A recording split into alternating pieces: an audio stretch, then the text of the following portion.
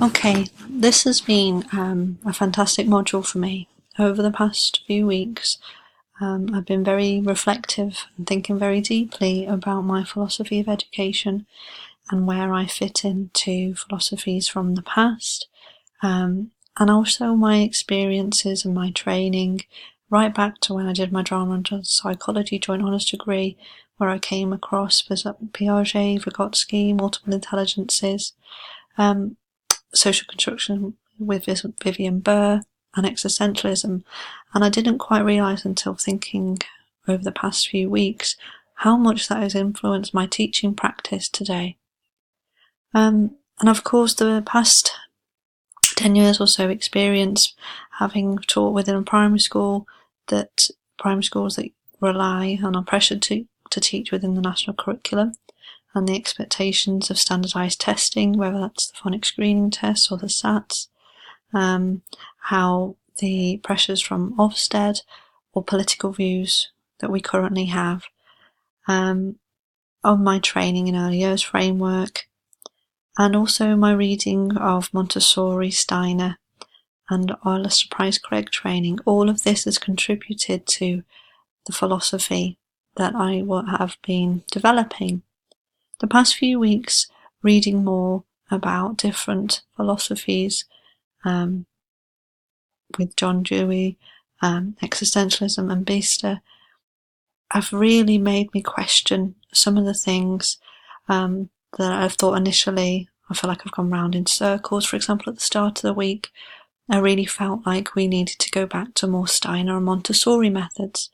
And through reflection, I now feel more how I did when I was reading Bicester, that it's a balance between informal, play-based and active learning environment with more formal, perhaps national curriculum and elitist methods. So that brings me to how I currently feel that the purpose of education is to help children develop a true existentialist self, but to have an understanding and choice within that society that they are in. So I want to be able to focus on the child's need and be very child-centered, while still understanding and helping them to understand their place within that group, helping them to understand their emotional needs and their value and responsibilities within their family, their school, and their culture. I want them to be so secure in themselves and have the opportunities and experiences to be able to develop their individual potential.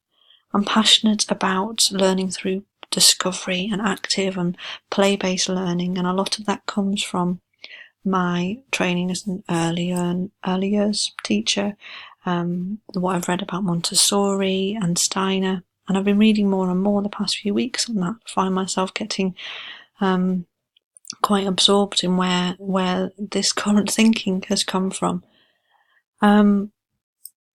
So in line with Montessori and Steiner and the early years framework, it's very important to develop a child holistically, helping them to have these play-based experiences, the freedom to be able to build those social relationships, to be able to cooperate. And the purpose of education isn't just academics for me, it's also the social and emotional needs, and to help them understand what is right and wrong. There's no point in my experience trying to help a child with the academics until they have overcome some emotional baggage. I'm excited by opportunities for children to be creative, and when they have those opportunities for active play-based and creative learning, they develop self-discipline and self-control. I think it helps them to be critical thinkers and problem solvers, and it really means that children can use their initiative and develop their responsibility. In having opportunities to develop these skills, I believe that it helps them to prepare for an unknown future in society. The national curriculum, at times where I have begun to feel that it doesn't fully equip children for our society as a future. It's changing so rapidly and so quickly. There are skills that the children need which is perhaps Chris quickly minded. But if they can have the opportunity to investigate and discover, and I therefore place importance on creativity. And in my experience within primary education, some creative subjects, such as arts, music, drama, design and technology, they can often be put on the periphery and don't have as much importance or high value.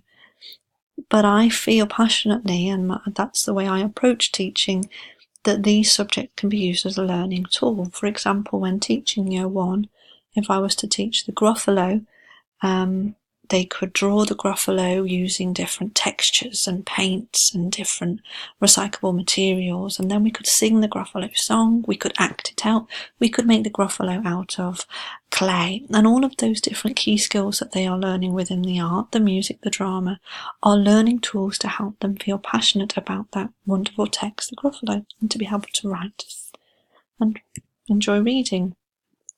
This is where the thematic, play-based, project-based importance comes for me for the role of the educator. Teachers often become obsessed or feel pressured to focus on the more academic subjects like English and maths, when taught thematically, for those children to be able to make links in their learning and to be creative. I feel teachers should have the confidence and the respect that they can work on projects in small groups while the children are engaged in other self-directed activities. These self-directed activities are carefully planned by the knowledgeable teacher, and they are often enhanced with the themes that they are learning about. But the teachers need to respond to those children's interests, and that's part of what I've learned as an early years teacher, that teachers, if they are given the respect and the value that they understand the national curriculum and the framework and the skills that these children need to move them on, then we can plan and respond and observe for those children's interests. I'm passionate about the teacher being considered as a co-learner. That's a mutual respect. I think teachers often feel that they need to rush in or step in too quickly. If a play is and a child is absorbed in that play, if excellent play is going or taking place, the teacher shouldn't step in too quickly. Instead, facilitating the child's learning and finding that scaffolding, if we think about Vygotsky, and to be able to move the learning on. And this is where, for me, I've been considering this week that it isn't just play-based learning, and that that term can be used too loosely. If we think about Vygotsky, there was always an element of a facilitator, of someone knowledgeable there to be able to move the learning on. So teachers need to be skilled observers that they can inform the planning of their environment and their direct teaching input. And this observations will then feed into qualitative assessments. I'm not sure that quantitative assessing will ever go away completely, and I'm having a debate within myself whether it should. Now, just a phonics screening test check that I've had within Year 1 for a while, I feel though it should play more of a minimal role. And if the teacher has confidence and trust and respect to be able to have qualitative assessments, then they may feel more able to have flexibility for the child not to be affected when they have to have the screening check. For me, then, the third teacher, in line with Steiner, is a purposeful learning environment, and that's inside and out. And this is also so the children can develop and enjoy the different opportunities and learning experiences for them. And different children are interested in different things, and teachers need to be able to plan for a variety of those things. So, sorry about that. The role of the student, I feel, should be that the children are engaged, enjoying and developing a love for learning. I believe that children are creative, competent and curious. So what I mean is, I have never met a child in the years that I've been teaching that doesn't want to learn.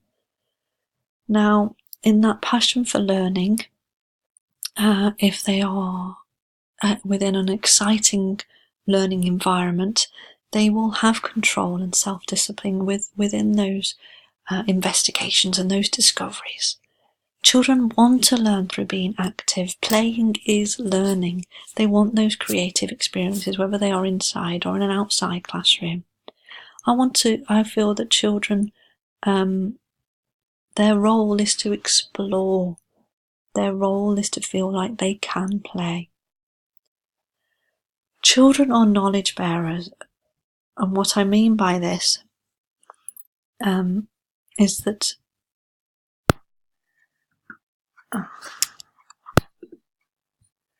okay, sorry about that. Children are knowledge bearers, and what I mean by that is that when having the learning environment carefully set up with these different activities for them to be independent and curious, you can trust them that when they are playing, they are learning. When they are active in their investigations through their art, or when they're observing things, they are learning. And teachers need to not step in too quickly and have a mutual trust with the children. It's important that they have these experiences, not just to develop critical thinking, problem solving, and to practice those key skills that are taught in the direct sessions of the lesson, but it's also so they can learn to negotiate and be part of a group, to be part of a society. Within the classroom management, I've come to realise that I do expect children to assume responsibility for their actions, and this falls in line with an existentialist philosophy. And students have control. I want students to have some control over their education and their choice of which area of the classroom they go to. It is then the duty of the teacher to ensure that they are still learning those key skills and still progressing. And what I mean by a less pressure differentiation is that teachers know where a child is in the classroom, and they don't need to tell a child what group they need to be in. And something that the past 2 years I've been trying to do more is have more of a bronze, silver and gold activity where the child can choose which one they do. And like I said, there's a mutual respect, and children, in my experience, do tend to choose the right level, the right ability for that activity, and they feel excited when they can move on to the next one. Children want ownership in their learning, and we need to trust children. So overall,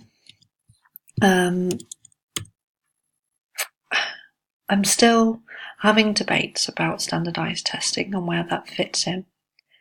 But given that they are still there, and that I'm not going to be able to make them go away quickly, my view at the moment is that I would still like to have the aspects of the early years framework, the Montessori, the Steiner, to help children have creativity and have a play-based, active learning curriculum, while still having small group work, still having that direct teaching to have those key skills taught.